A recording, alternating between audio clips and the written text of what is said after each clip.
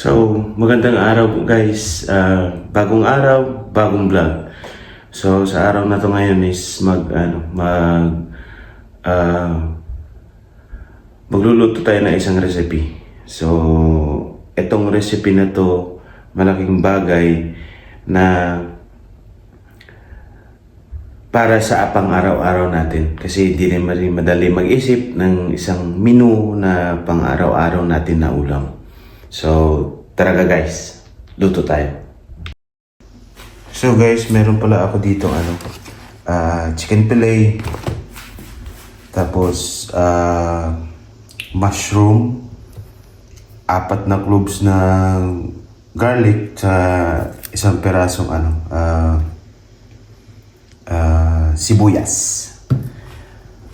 So dito naman ay meron akong gatas huto siya. Saka nga pala guys, flex ko lang yung bagong gamit ko sa bahay, dito sa kusina. So meron akong isang set na kutsilyo. Buksan natin. So from Amazon. So unleash your inner chef. So ang pangalan pala to is Matakumi. Yun. So 4 na piraso pala. Isang malaki. So small, medium, large, XL. So ito mamaya is ito yung gagamitin ko mamaya. So medyo guwapo siya. Yan.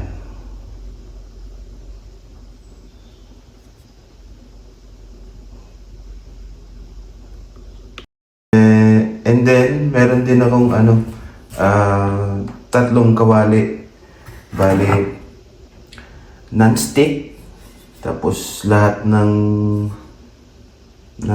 burner ay pwede sa kanya, mapa induction man, mapa gas, compatible. So 3 piraso, 1, 2, 3, tapos meron siyang takip. So rubber yung gilid, rubber din itong hawakan, tapos ayos ito kasi kristal.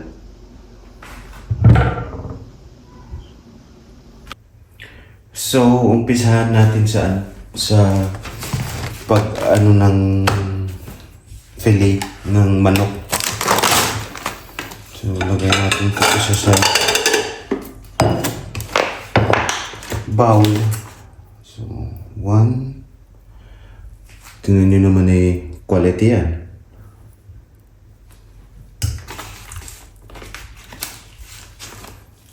Mamarinate natin to siya sa asin saka paminta.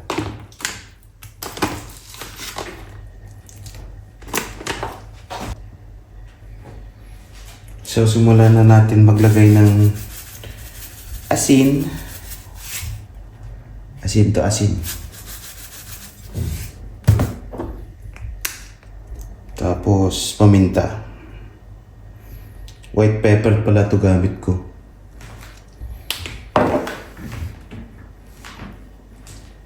Saka sunod liquid seasoning para merong linamnam.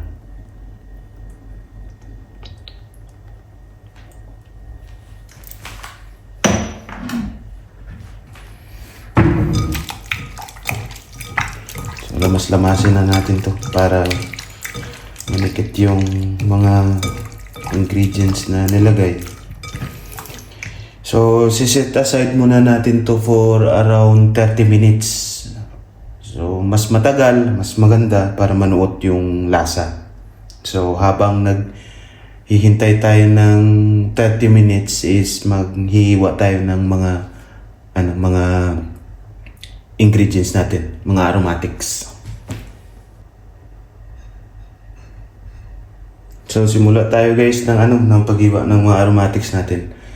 Ito nyo naman, merong sa dulo for safety purposes sa package niya. Meron siyang parang silicone. Ito nyo naman, ang ganda. Nabili ko to through Amazon. Note ko mason. So, iwain lang natin tong mushroom natin ng paganyan. Pero depende rin sa inyo kung ano yung prepare nyo na hugis. So, grabe talas. Siyempre, bago eh. Fresh ano pala to, mushroom. Kasi mas gusto ko na ano na gamitin. Fresh na mushroom kaysa sa dilata. Pero okay din naman kung ano, kung aalin dun. At kung ano ang available sa nabibilhan nyo. Kasi dito sa amin, dito sa Europe, meron din naman sila binibenta na sa lata. Pero kaso lang, mas maganda, syempre, mas maganda yung fresh talaga na mushroom.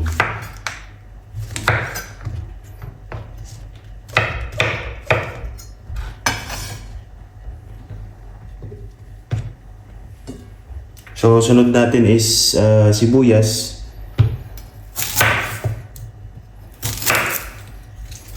So, gayat nyo lang ng ayon sa nakikita nyo. Yung normal lang na panggayat. Kasi, pang-ulam din lang naman to eh. Tsaka, ako at si Mrs. lang naman ang kakain. So, medyo hindi din naman wala tayo sa ano, sa public.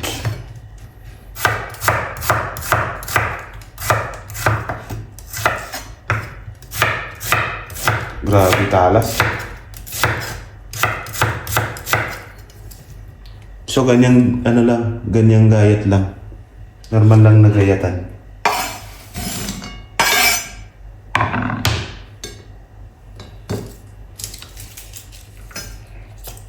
Tapos, bali, 4 to na clove na garlic. Ito lang gamitin ko kasi sobrang... Pero sa recipe na to, kung gusto nyo na maraming bawang, mas masarap. Pit-pit lang. Tanggal ba, balat.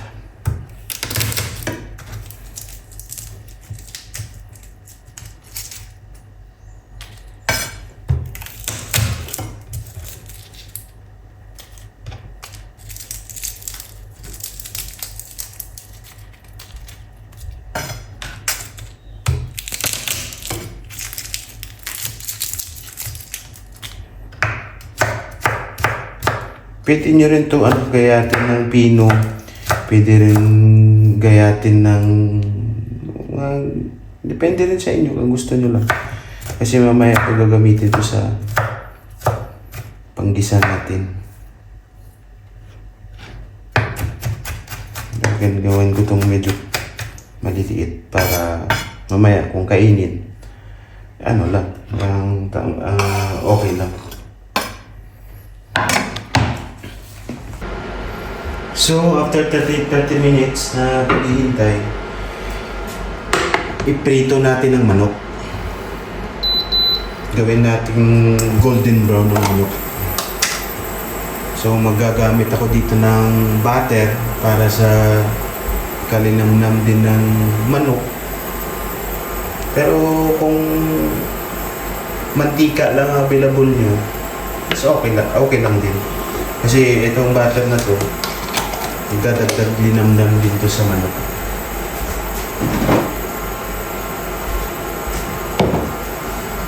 So after 30 minutes, ito yung itsura ng ng manok. So halos nanuot na lahat ng asin, paminta, tsaka liquid seasoning na nilagay ko. So tunawin lang natin itong butter.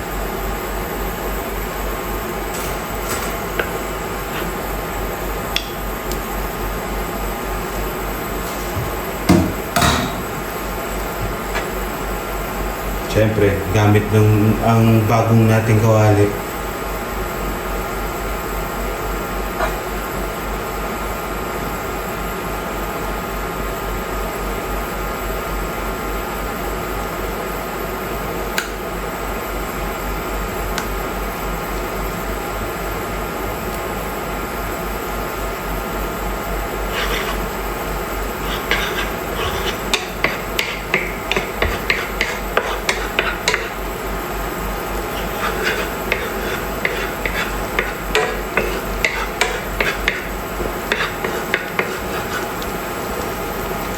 halos tunaw na yung butter natin.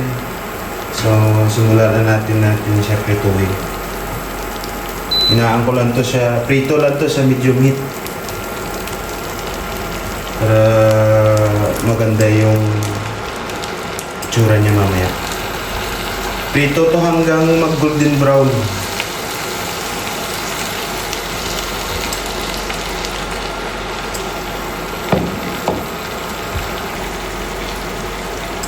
So, estimated na pagprito to is around 5 to 8 minutes kasi depende rin yan sa lakas ng apoy mo. Sa akin, medium heat lang. Kaya 5 to 8. Pero kung malakas, for sure mga 5 minutes. Mga ganyan around 5 minutes. Okay na ang manok. Unang salang 5 minutes. And then baliktad 5 minutes din sa malakas na apoy. Ito 5 to 8 minutes sa medium heat. So after 7 minutes baliktarin natin. Yun, mag-golden brown na.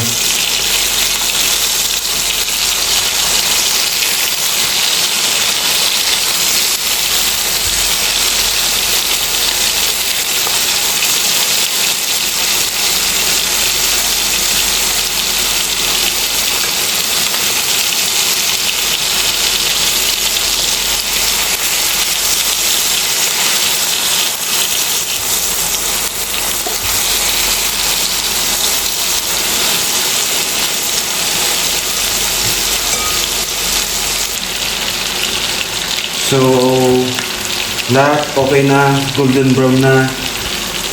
Transfer natin to. Kasi dito tayo sa mismong kawali na to, dito tayo magigisa ng aromatics natin.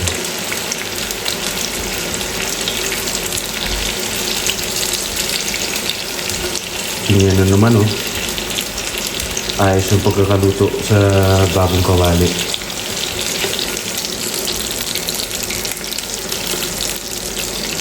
Lutong-luto. So, sa mantika na yan, dyan tayo magigisa ng aromatics natin.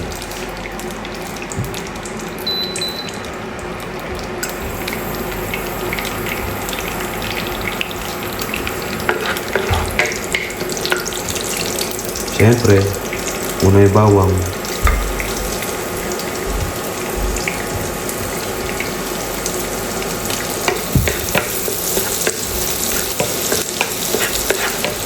So after mag-golden brown tong bawang na to, sunod natin yung sibuyas.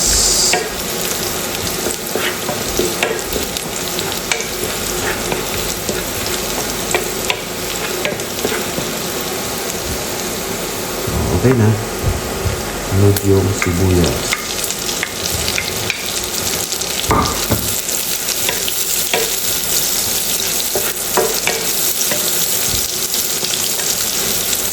Siyempre, mag-translucent na yung sibuyas. Sunod natin yung mushroom.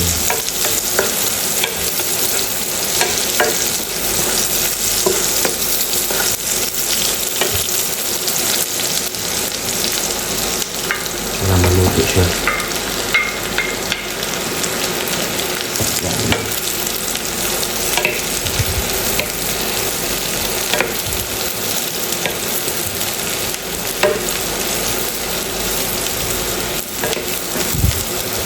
Bango. Kasi minsan tong mushroom na to, nilalagyan ko ng itlog. Tinuturta ko sa itlog. Sarap din pala.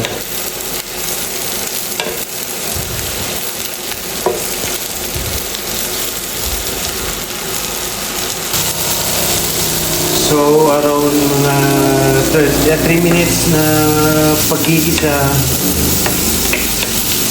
ganun na yung itsura niya. Halos ano na rin yung mushroom natin. So, time na maglagay tayo ng gatas. Yung isa kasi to, almond milk. Kaya medyo hindi siya maputi. Kasi paubos na. Sayang din naman kung hindi natin gamitin. So, around mga 2 cups na gatas. Ngayon, meter lang. So, hintayin natin to kumulo. So, habang naghihintay kumulo, magdadagdag tayo ng pepper. Ground pepper. Masasarap kasi ito pag marami paminta. Saka chili powder para merong sipa. Kaunti lang naman.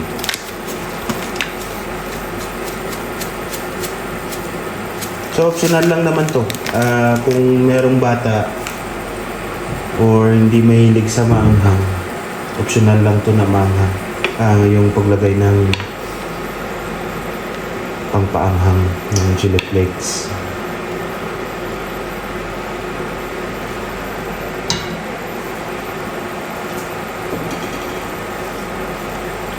So takpan muna natin to. Medyo around 3 minutes na papakulo para yung mushroom lutong-luto talaga.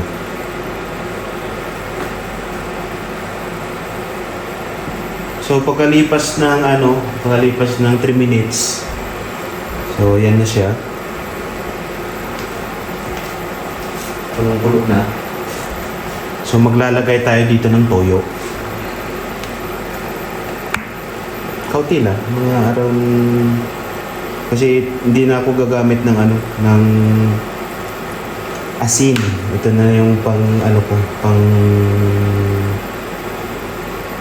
palasa ko, pang paalat.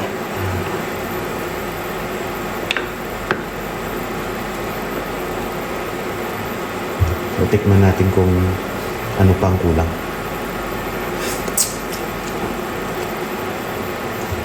Kulang pa. Maglagay tayo ng patis, fish sauce. Yun lang din. Depende rin sa nyo, sa panglasa nyo, kung mahilig kayo sa maalat or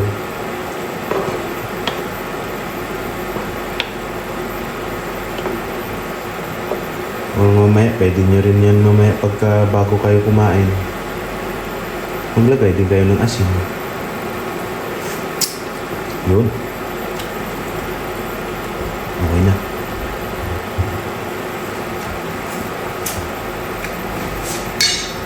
So, okay na mushroom natin. Kulong-kulo na siya. Lagay na natin yung manok natin.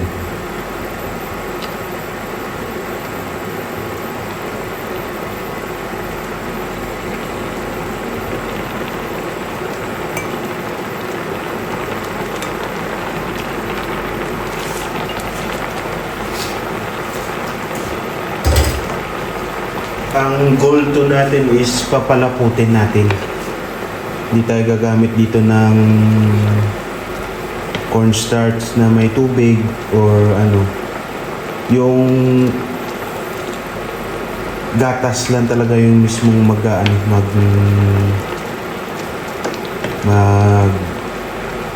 kusang maglalapot. Kung malapit na siya matuyo, so hinaan niya na lang yung apoy.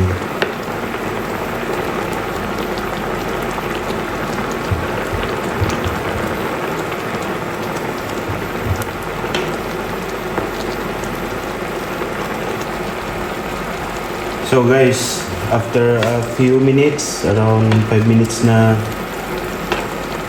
papakulo, so ito na itsura niya. Lumapot na yung gatas. So maya hanguin na natin to. Luto na.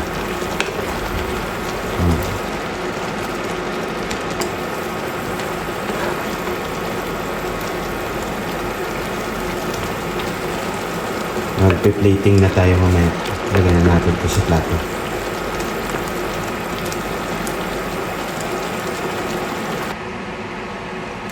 So, ito na guys. Luto na.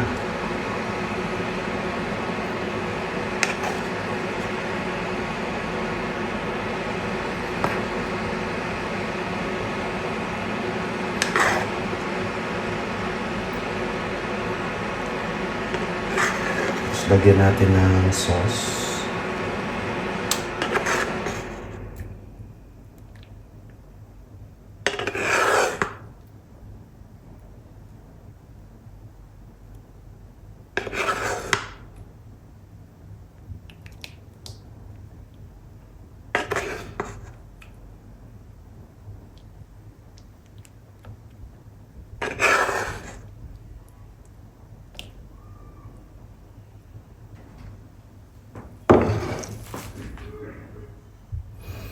So, sa mga viewers natin dyan na hindi pa nakasubscribe, so, please subscribe na. Tapos, hit nyo lang ang like button.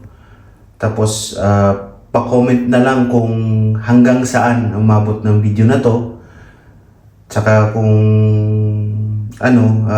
sa next video na mga recipe natin, ma-shoutout ko kayo. So, hanggang sa muli, sa susunod na video, antabayanan nyo po ang mga susunod na mga recipe na lulutuin ko. So, bye-bye guys!